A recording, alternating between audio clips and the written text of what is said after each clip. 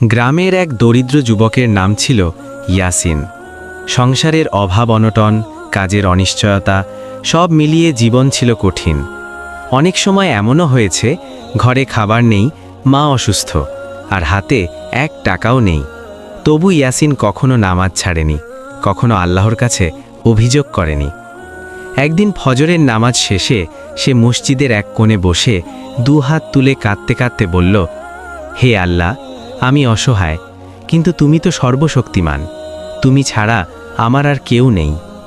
সেদিনই সে কাজের খোঁজে শহরে রওনা দিল। সারা দিন ঘুরে কোথাও কাজ পেল না।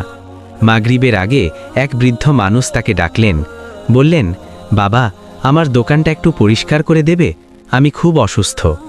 ইয়াসিন রাজি হলো। দোকান পরিষ্কার করতে গিয়ে সে একটি পুরনো ব্যাগ খুঁজে পেল। ব্যাগে অনেক টাকা। সে দৌড়ে বৃদ্ধের কাছে নিয়ে গেল। বৃদ্ধ বিস্মিত হয়ে বললেন, বাবা,